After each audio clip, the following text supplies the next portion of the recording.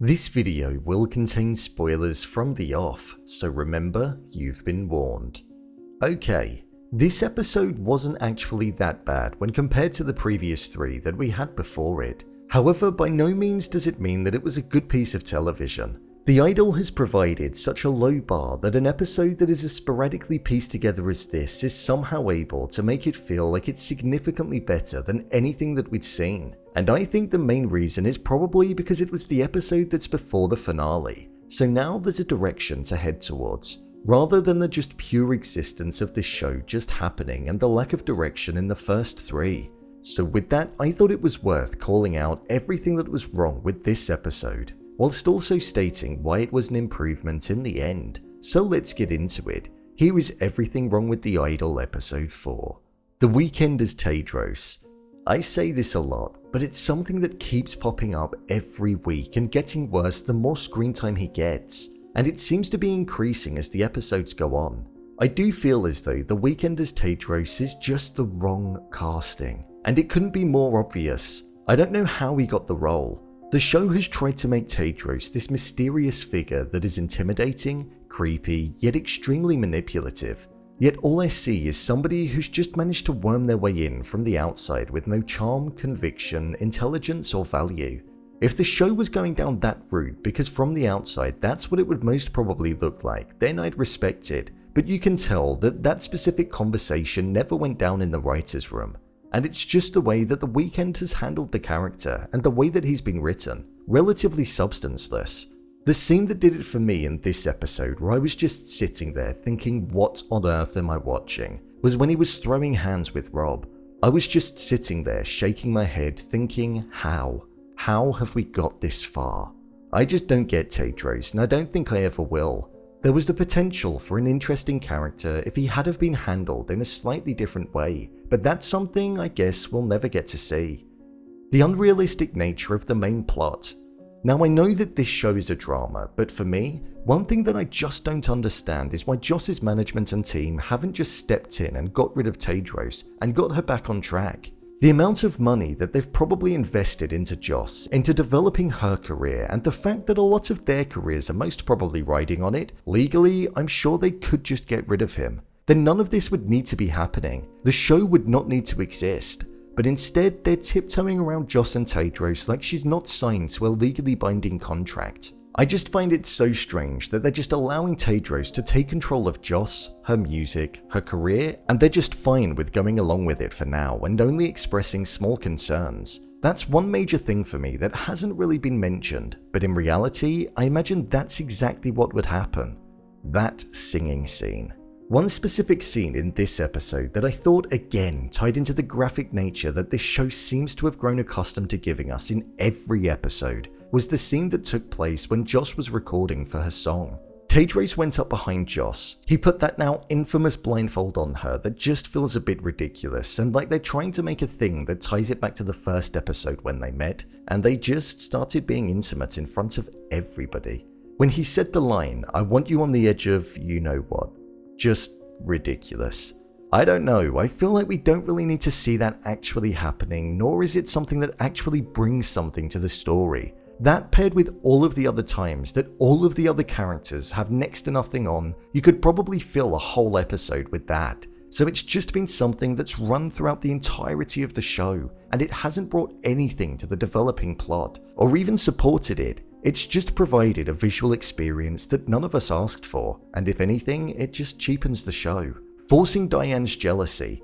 One thing that I didn't get about this episode was the fact that about 20 minutes before the end and one episode before the season finale, they mentioned how the character Dyanne, a character that bear in mind we've barely seen, is going to be jealous of the way that Tedros and Joss have been together. I'm sorry, but why? We've seen Dyanne and Tedros together on their own once. So there's been no indication that those two were together in any capacity, or implied that Dyanne would ever be jealous of Joss. Considering the club is where they all lived before and now nobody seems to be living there, I'm pretty sure that Dyanne would have known what was going on. So it just felt like a bit of a forced conflict that was being pushed our way, and an easy way of setting up a mindset for the next episode. This also relates to the way that I feel about the invitation over and introduction of Rob to make Tedros jealous. It was something that was just a bit random, because who is this guy? We've never seen him, heard of him, or even seen a message, yet he was there within a matter of minutes. I don't know, there's just too many things about this story that I just think don't quite make sense, add up, or bring anything to the overarching narrative, which is a shame, because it's a show that most definitely could have been good. It's obvious that the photo that was taken of Rob is probably going to cause a rift between Tedros and Joss, because Rob is going to blame Joss for what happened. It's predictable. I'm also getting a bit bored of seeing the cult doing everything that they're doing and nobody doing anything about it. I don't understand how Leia is the only person that sees sense, but it's also frustrating how she's just not doing anything about it. So what was good about the show? Well, I would say the fact that there weren't people walking around with nothing on for the most part of the episode did contribute to it feeling like there was stuff actually happening. There were pockets of moments, which is something that we didn't get in any of the first 3 episodes. Rather than having 1/3 of the episode that was just plastered with the Weeknd and Joss being intimate with each other, there was only the odd moment of that. Don't get me wrong, the bit where Joss was singing, that was weird, plus the party, but it felt like they were the only times where it happened, so it didn't cloud my mind as much when thinking of the episode.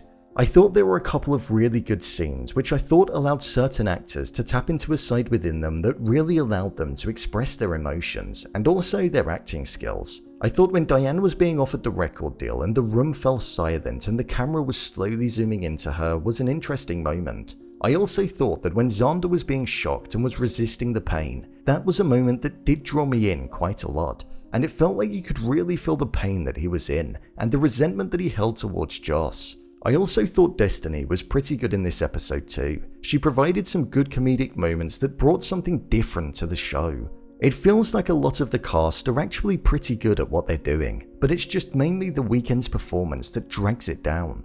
Within this episode, we saw the unearthing of Tedros' identity a bit more, and the suspicions got raised and brought to the forefront, which in turn was causing good chain reactions from other characters.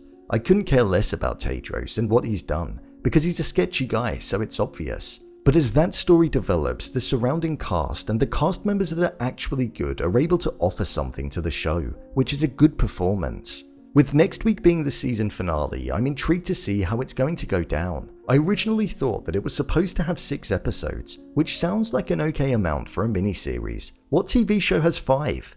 But hey, the stakes don't feel that high. Tedros doesn't seem like a killer or like he's putting anybody in danger that much, so I don't really know what could possibly happen. The idea of Joss breaking down on stage is an interesting concept, and I think that could be an interesting route to go down in terms of her mental state and her character development, or I suppose character regression, but I guess we'll just have to see what happens when it concludes.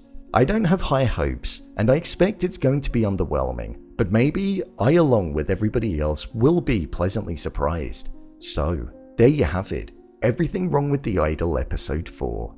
If you want to see more videos such as endings explained, theories and predictions, and character breakdowns, then click on the I button, or alternatively you can head over to my channel where you'll find them all. If you'd like to give me a show or movie that you'd like me to review, then head over to my Twitter, @BrainPilot_, and tweet me what show or movie you'd like me to review next. And finally, if you'd like to see what I rate the latest movies that don't quite make the cut to getting a dedicated video, then head over to my Letterboxd profile. It's where I rate the latest releases in real time. What did you think of this episode? Leave a comment down below, and don't forget to subscribe. I'll see you next time.